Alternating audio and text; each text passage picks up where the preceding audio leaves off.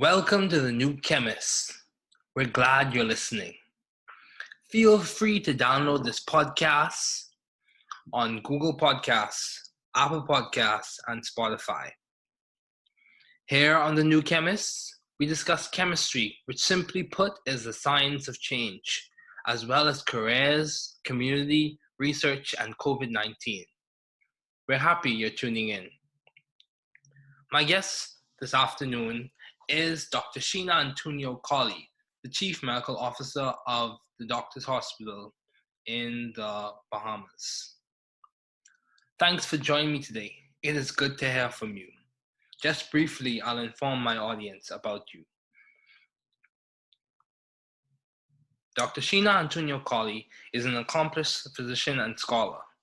She has achieved numerous degrees, namely a Bachelor's of Arts degree in chemistry from Taylor University and a medical degree from St. George's University. She completed her internal medicine residency, is board certified by the American Board of Internal Medicine, and is a certified physician executive by the American Association of Physician Leaders. She currently serves as the Chief Medical Officer of Doctors Hospital. Please welcome Dr. Sheena Antonio-Collie.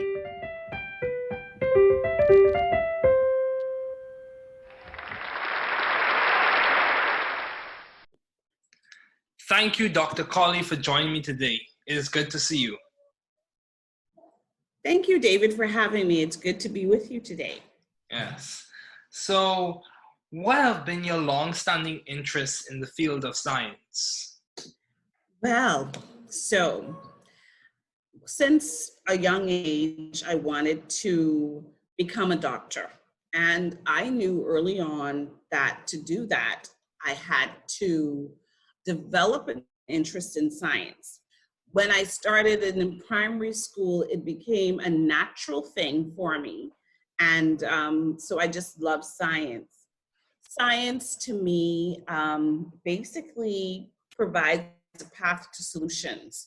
And so for me, I'm solution oriented. I always like to say, sure, you can bring me a problem, but make sure it's accompanied by a solution.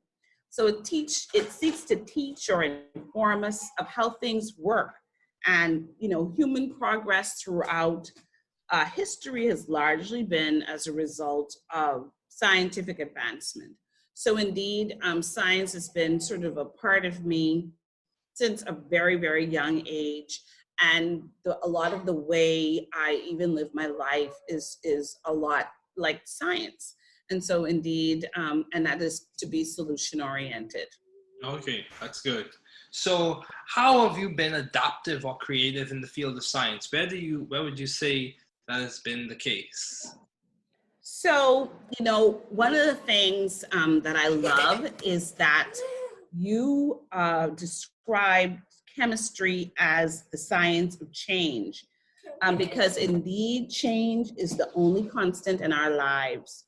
So, we live in a fast changing world vis-a-vis COVID and all the changes that have been occurring with COVID. I mean, just in terms of the way we have to live our lives, what people call the new norm.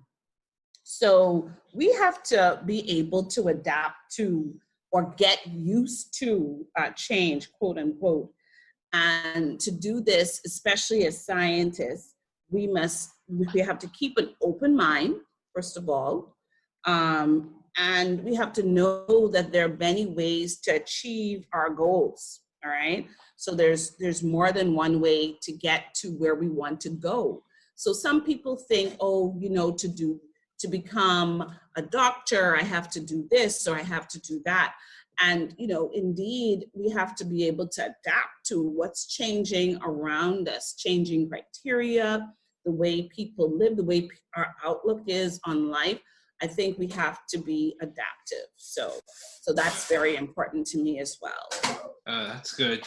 So what have been some of your most effective and impactful ideas to date? If you had to give a summation or if you had to give a few of your impactful ideas, what would you say has been most impactful?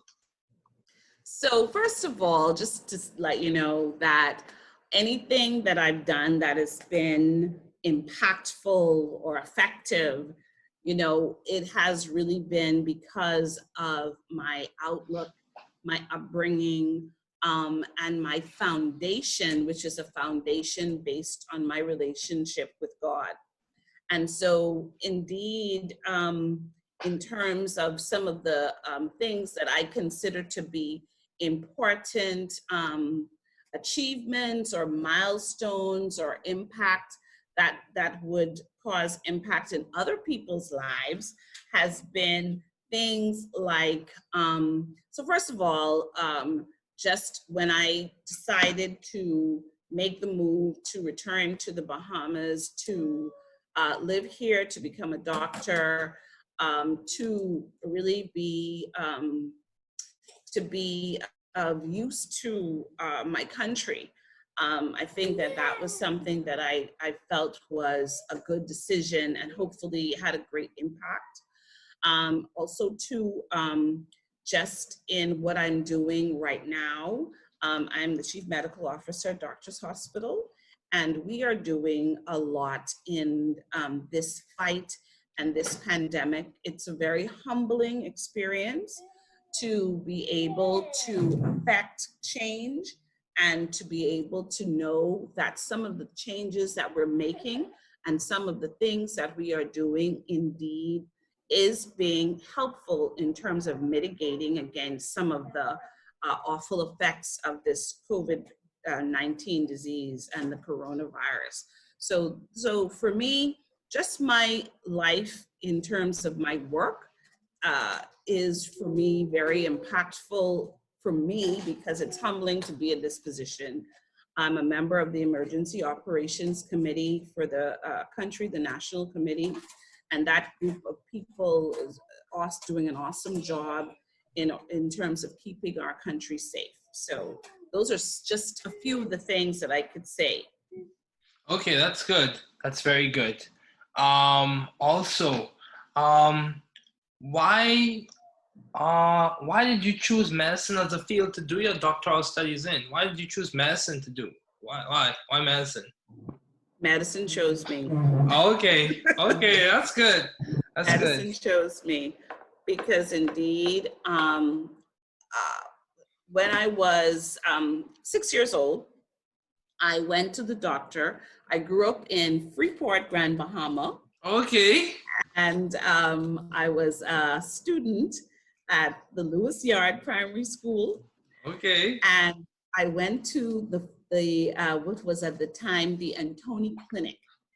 And at that time in that just post-independence, there was still a lot of expatriate workers in the country. So I saw a female doctor. Okay. And was a Caucasian female doctor. And I was very impressed. She took very good care of me. She was my doctor for a number of years. And I decided at that time that I'm going to be what I thought at the time was the first Bahamian, Black Bahamian female doctor. Well, nobody told me that there were a couple before me. So, and thankfully that there were a few before me that did blaze the trail to allow me to get to this point. And then as I moved towards that field, it became a passion for me. It became more of a passion than a profession. And like I said, it chose me. Okay, that's good. That's very good. It's very interesting. So how do you maintain the view of the bigger picture in your career and in your life in general? How do you maintain view of that? Well, the big picture. Even amidst challenges and obstacles, how do you maintain view of that? So that's not always easy. As a physician, it's very easy to be very detailed oriented, which is a good thing. It's the ability to envision, all right? And it's the ability to envision even when there are obstacles, that you see opportunities, even when you envision when there are obstacles. And so it's a way of looking at the broader scope, to looking at the way things ought to work, Okay. And really envisioning the path that you need to take to get to the goal that you have. So this is why, especially as somebody who's interested in being a leader, that it's very important to be able to see the big picture. And to keep that perspective is to just stay focused and stay on the path that you need to stay on. Okay, that's good. That's very good. So, moving right along, how have you sought or found the right environment for you to thrive scientifically and intellectually? How did you find it? Well, I think that you have to many times create that environment for yourself, Okay. because it is not always going to just come to you. Okay. Sometimes you get thrown into a situation that you did not plan for. But even in that situation, it is important for you to be able to thrive. And being able to create the environment that works for you, that is an environment that will help you to grow, all right, will give you all the nourishment that you need. Many times we're tasked to create that for ourselves. Wow, that's powerful. That's very good. So, how do you, given all your responsibilities and accomplishments, how have you maintained or how do you maintain a balanced life? Well, that's that's the magician in me. Okay. So essentially, work-life balance is always an interesting phenomenon, and it's different for every person, I think. But for me, to have a foundation and to have a grounding is what allows me to be able to balance my life. And as I told you, my foundation and my grounding is my relationship with God. And that has allowed me to be able to then from there be able to prioritize things in my life in a broad way. It's been able to show me, as you spoke about, the bigger picture, and that allows me to be able to then try to strike a balance. Maybe it doesn't work every single day. Sometimes there are things that take priority over what I thought should be my priority, but to be guided by the guidance that I get from that relationship with God is important for me, and that's what helps me to know when it is that I'm getting out of sync as well. Okay, that's good. That's good. So, also, how have you maintained vision and teamwork in your environment? How have you done that? Well, that's also could be tricky at times because you're working with different individuals. Everybody has a different personality. But when we're talking about teamwork and when you're talking about people working together, the important thing is that we have the same goal. And like I said before, maybe, yes, there may be different ways to get to those goals.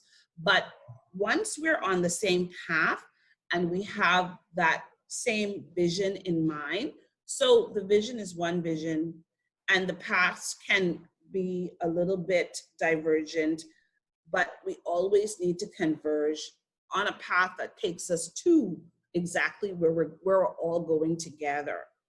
Also, too, to create a culture in the team or in the people that you lead, creating a culture that would foster individuality, but Okay. yet cohesiveness. And that could be, once again, a balancing act. And the way you overcome that is by definitely allowing everybody to be able to show their talents, to be able to use their talent in an effective way. But once again, maintaining our eye on the prize. Okay, that's good. So as we conclude, I have a question. What keeps you optimistic in your fight against COVID-19? What keeps you optimistic? Once again, it is my relationship with God, definitely, because I know He is the one who is in charge of this fight. And then also to the people that we serve and the way they are responding, and the what we see happening, the improvement in the numbers that we may not be seeing right this minute in the Bahamas, but we know that it is coming. And the fact that we know that in the end, once we are once again all on one accord and we have the same goal, I know that we are going to overcome this. That's good. That's good. Thank you so much, Dr. Collie. It has been a pleasure. Thank you for coming on the show. Thank you for having me, David.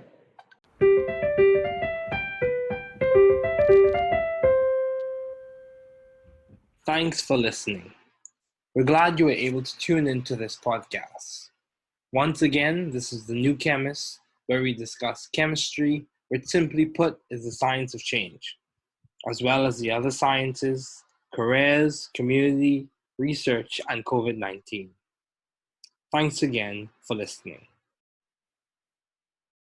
Note, the views on this podcast represent those of my guests and I.